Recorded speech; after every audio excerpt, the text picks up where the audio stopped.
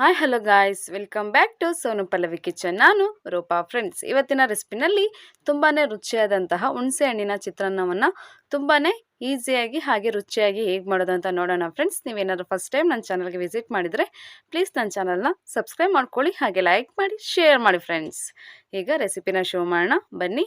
ಮೊದಲಿಗೆ ನಾನಿಲ್ಲಿ ಒಂದು ಪ್ಯಾನ್ ತೊಗೊಂಡಿದ್ದೀನಿ. ಪ್ಯಾನ್ ಬಿಸಿಯಾದ ನಂತರ 3 ಟೇಬಲ್ ಸ್ಪೂನಷ್ಟು ಎಣ್ಣೆಯನ್ನು ಸೇರಿಸ್ಕೊಂಡಿದ್ದೀನಿ. ಎಣ್ಣೆ ಬಿಸಿಯಾದ ನಂತರ 1 ಸ್ಪೂನಷ್ಟು ಸಾಸಿವೆಯನ್ನು ಸೇರಿಸ್ಕೊಂಡಿದ್ದೀನಿ. ಸಾಸಿವೆ ಎಲ್ಲ ಚಿಟಪಟ ಅಂತ ಸಿಡಿದ ನಂತರ ಸ್ವಲ್ಪ 1-2 ಟೇಬಲ್ ಸ್ಪೂನಷ್ಟು ಕಡಲೆ ಬೀಜವನ್ನು ಸೇರಿಸ್ಕೊಂಡಿದ್ದೀನಿ. ಹಾಗೆ 1 ಸ್ಪೂನಷ್ಟು ಕಡಲೆಬೇಳೆಯನ್ನು ಕೂಡ ಸೇರಿಸ್ಕೊಂಡಿದ್ದೀನಿ. ನಂತರ 1 ಸ್ಪೂನಷ್ಟು ಉದ್ದಿನ ಬೇಳೆಯನ್ನು ಸೇರಿಸ್ಕೋತಾ ಇದ್ದೀನಿ.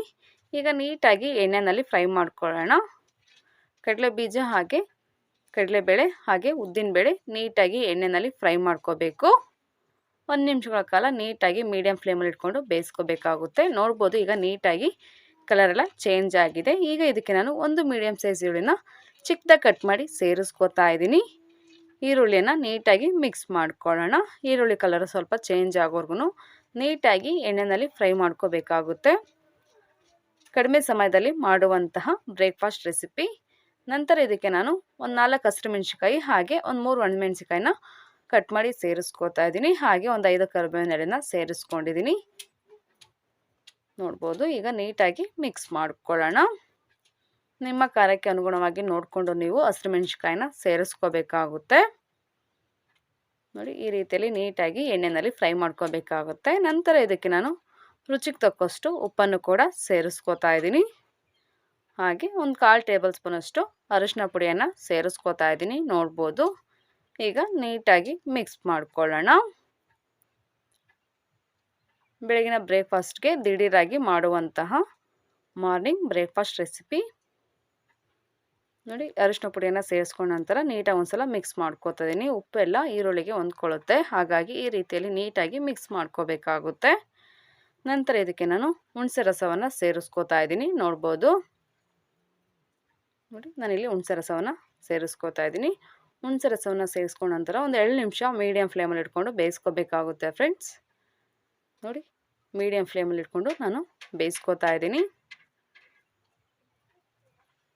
ನೋಡ್ಬೋದು, 2 ನಿಮಿಷ ಆದ ನಂತರ ನೀಟಾಗಿ ಗೊಜ್ಜು ರೆಡಿಯಾಗಿದೆ. ಈ ರೀತಿಯಲ್ಲಿ ನಾವು ಹುಣಸೆಹಣ್ಣಿನ ಚಿತ್ರಾನ್ನ ಮಾಡಲಿಕ್ಕೆ ಗೊಜ್ಜನ್ನು ರೆಡಿ ಮಾಡ್ಕೋಬೇಕಾಗುತ್ತೆ. ಈಗ ಇದಕ್ಕೆ ನಾನು ಮೊದಲೇ ರೆಡಿ ಮಾಡಿ ಇಟ್ಕೊಂಡಿರೋಂತಹ ಅನ್ನವನ್ನು ಸೇರಿಸ್ಕೋತಾ ಇದ್ದೀನಿ. ನೋಡ್ಬೋದು, ನೋಡಿ, ಅನ್ನವನ್ನು ನೀಟಾಗಿ ಗೊಜ್ಜಿಗೆ ಸೇರಿಸ್ಕೋಬೇಕಾಗುತ್ತೆ. ಹಾಗೆ 1-2 ಟೇಬಲ್ ಸ್ಪೂನಷ್ಟು ಕೊತ್ತಂಬರಿ ಸೊಪ್ಪನ್ನು ಕೂಡ ಸೇರಿಸ್ಕೋತಾ ಇದ್ದೀನಿ. ಈಗ ನೀಟಾಗಿ ಮಿಕ್ಸ್ ಮಾಡ್ಕೊಳ್ಳೋಣ. ಗೊಜ್ಜು ಹಾಗೆ ಅನ್ನ ಎಲ್ಲ ನೀಟಾಗಿ ಹೊಂದ್ಕೋಬೇಕು. ಆ ರೀತಿಯಲ್ಲಿ ನೀಟಾಗಿ ಮಿಕ್ಸ್ ಮಾಡ್ಕೋಬೇಕಾಗುತ್ತೆ. ನಮಗೆ ಜಾಸ್ತಿ ಪದಾರ್ಥಗಳೇನು ಬೇಡ ಫ್ರೆಂಡ್ಸ್, ಕಡಿಮೆ ಪದಾರ್ಥಗಳನ್ನು ಉಪಯೋಗಿಸ್ಕೊಂಡು ಈ ರೀತಿ ಒಮ್ಮೆ ಡಿಫ್ರೆಂಟಾಗಿ ಹುಣಸೆಹಣ್ಣಿನ ಚಿತ್ರಾನ್ನವನ್ನು ರೆಡಿ ಮಾಡಿ. ಖಂಡಿತ ನಿಮಗೆ ಇಷ್ಟ ಆಗುತ್ತೆ, ಹಾಗೆ ಟೇಸ್ಟು ಕೂಡ ತುಂಬಾ ರುಚಿಯಾಗಿರುತ್ತೆ.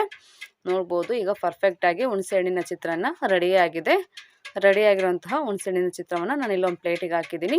ಇವತ್ತಿನ ವಿಡಿಯೋ ನಿಮಗೆ ಇಷ್ಟ ಆಗಿದ್ದರೆ ಪ್ಲೀಸ್ ನನ್ನ ಚಾನಲ್ನ ಸಬ್ಸ್ಕ್ರೈಬ್ ಮಾಡ್ಕೊಳ್ಳಿ, ಹಾಗೆ ಲೈಕ್ ಮಾಡಿ, ಶೇರ್ ಮಾಡಿ. ಫ್ರೆಂಡ್ಸ್, ಹಾಗೆ ನೀವು ಕೂಡ ಮನೆಯಲ್ಲಿ ಟ್ರೈ ಮಾಡಿ ಟೇಸ್ಟ್ ಹೇಗಿತ್ತು ಅಂತೇಳಿ ಮರೆಯದಲ್ಲೇ ಕಮೆಂಟ್ ಸೆಕ್ಷನಲ್ಲಿ ತಿಳಿಸಿ. Friends, thank you.